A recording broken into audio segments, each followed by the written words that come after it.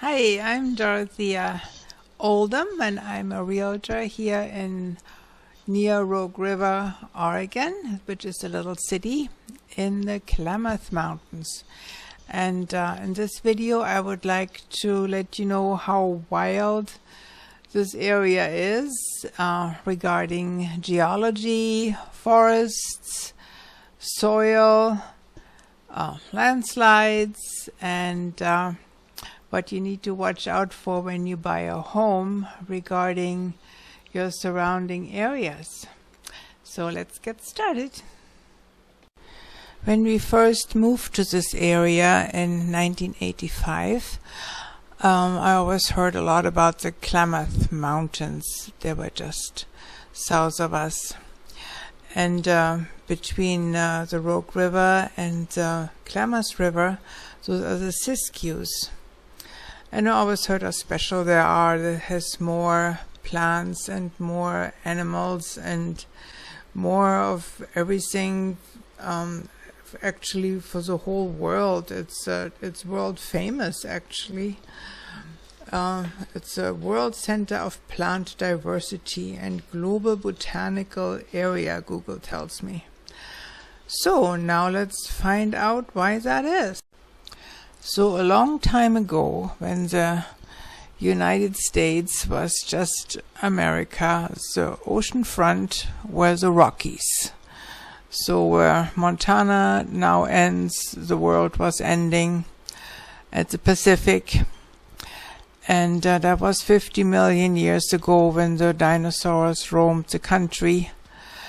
And then they died out. And Oregon and Washington and California, all of that did not exist when the dinosaurs were roaming. Therefore, there are no dinosaur fossils to be found in Oregon.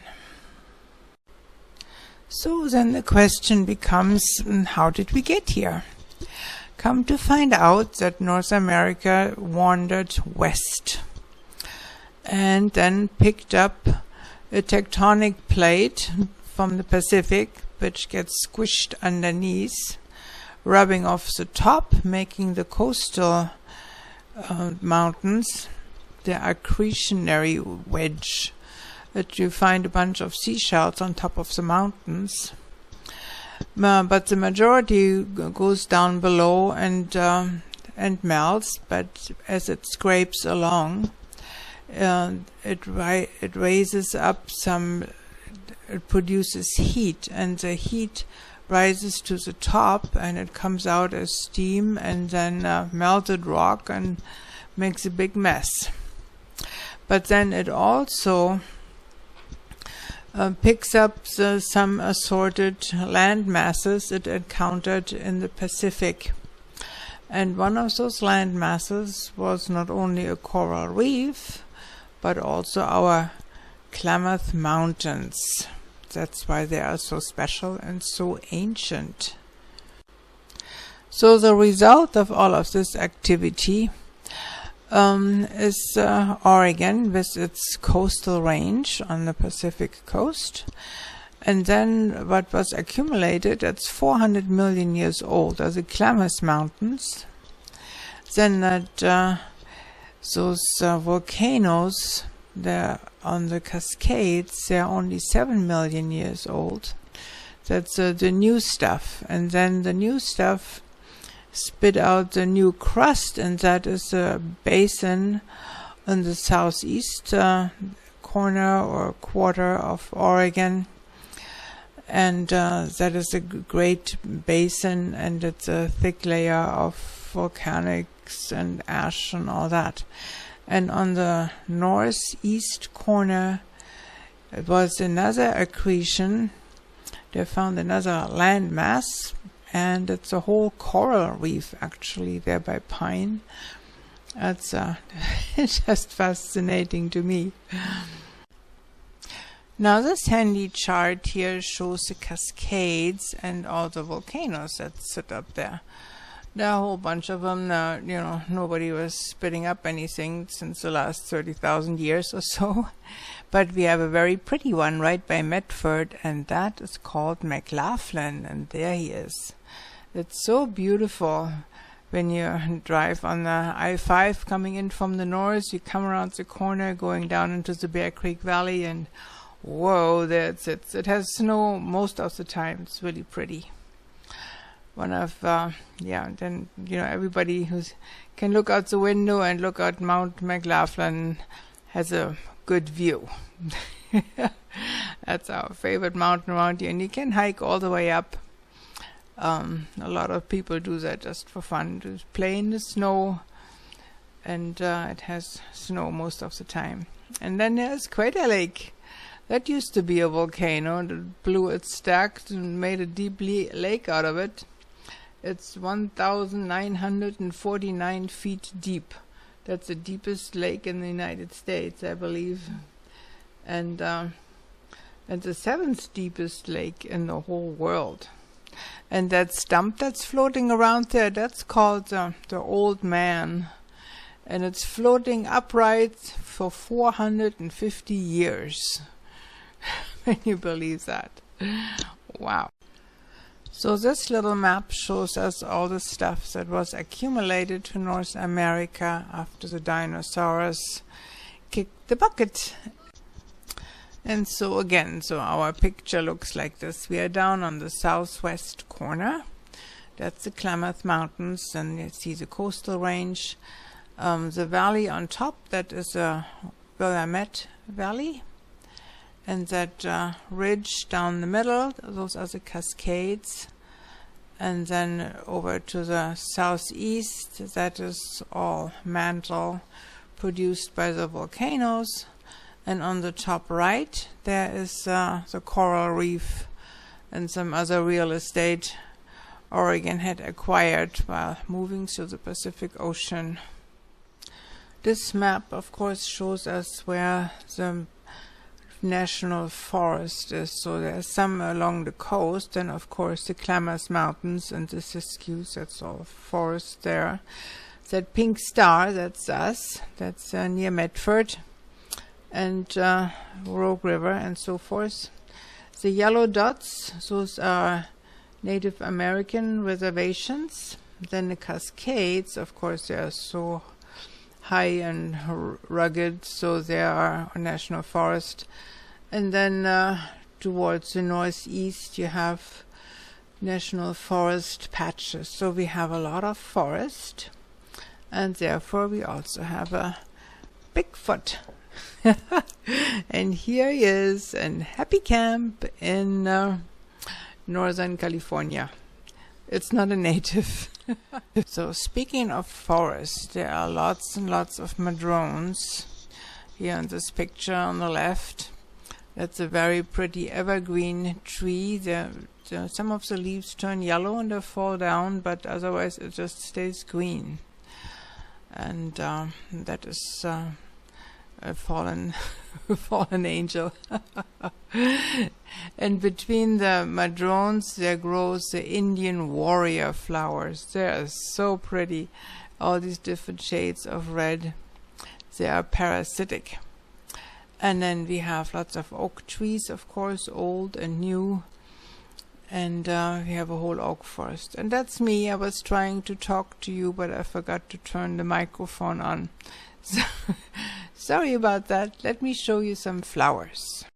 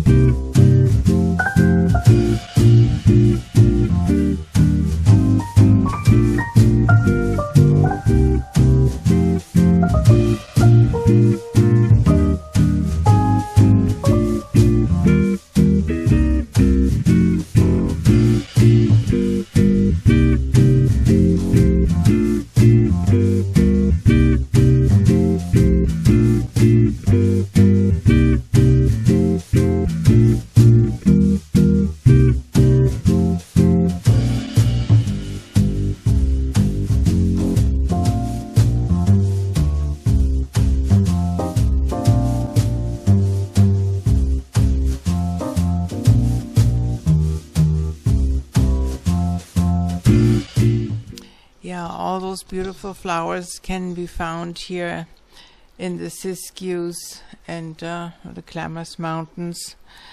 Morgan Stickroyd is a naturalist, so he took all these beautiful pictures. I thought I'll share them with you.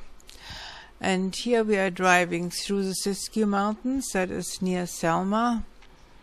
When we go from Grants Pass and a twisty, windy road over to the ocean, you're driving through Selma, and that is what that looks like. There's a big manzanita bush. Love manzanita, that's really pretty.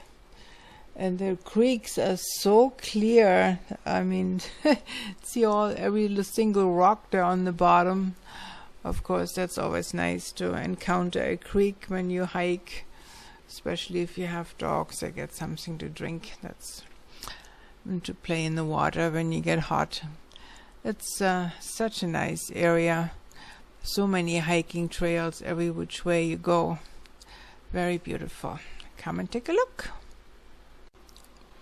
So this is what the Klamath Mountains look like on the map. It's all mountains, hills, terrain you cannot cross unless you really know what you're doing. It's like a jungle out there. So from Grants Pass, if you take the bus, it takes 4 hours to get to Brookings, but if you take your own car, depends on your driving, it takes an hour and a half or up to 2 hours. You make a little dip down into California, and there you drive through the redwoods, which is very pretty, of course, these huge trees. And this is the Rogue River.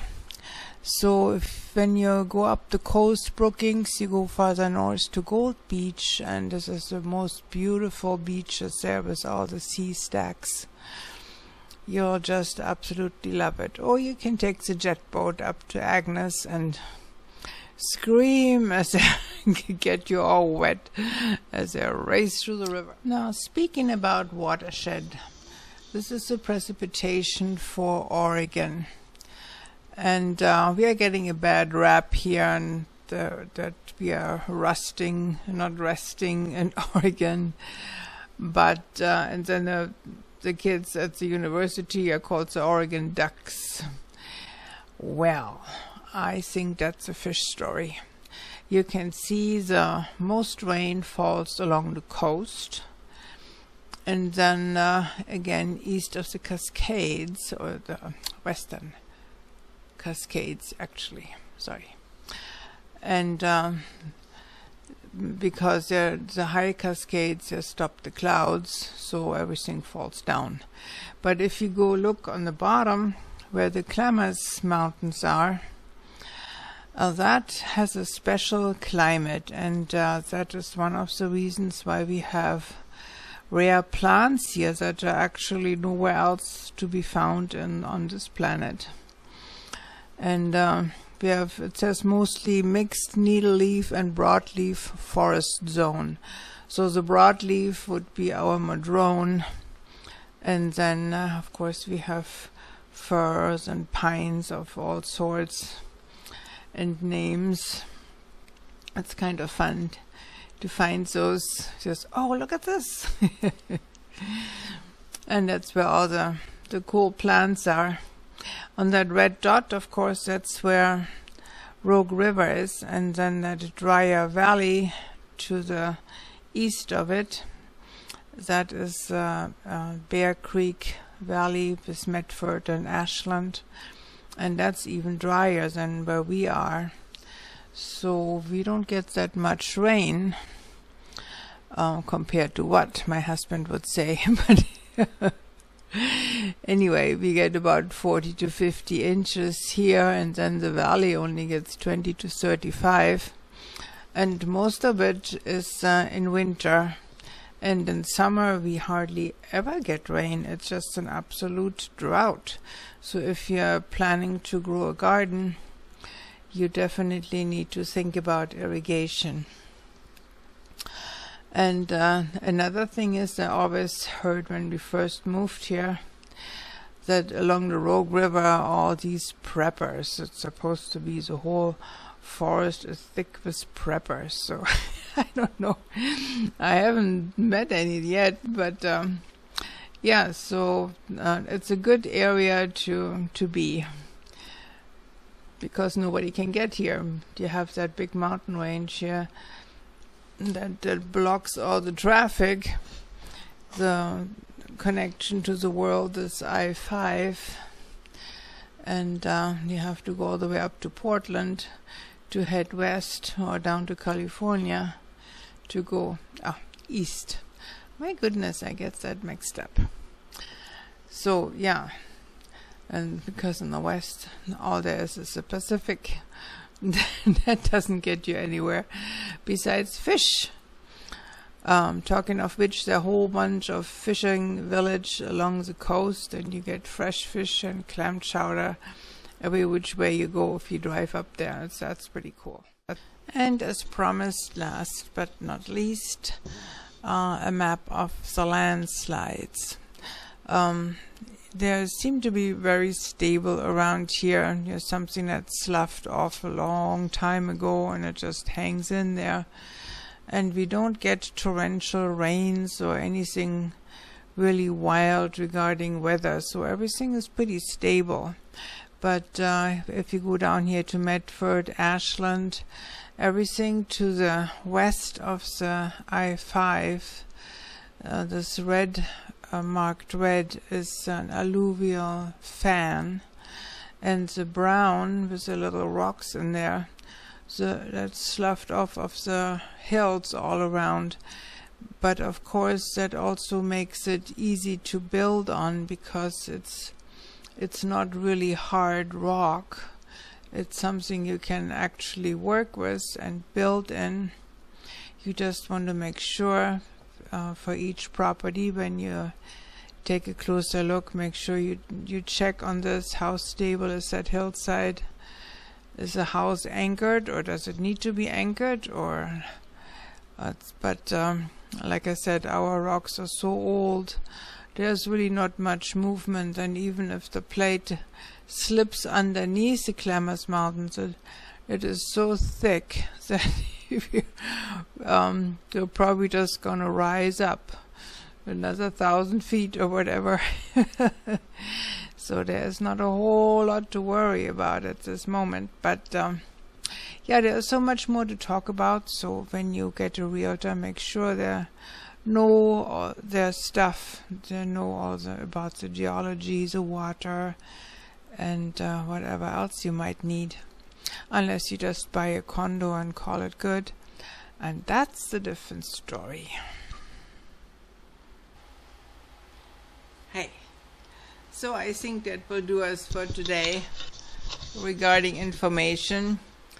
There is more to come, so please subscribe to my channel, and thank you for liking it. I appreciate that. Also, don't forget, I wrote a book, Buying a Home, and some other books. They're all on my website, rogueriverrealestate.com. So please take a look, and you can read them there for free. It's just an e-file. I think you'll learn something you didn't know before, I'm sure. And yeah, so when you hitch up with some other real estate agents, you be sure they know about water, about soil, about what the foundation is doing on the rocks it's sitting on, and the vegetation. There are some vicious weeds out there. You might have a surprise if you have a dog or a cat and they come back with owies. So, I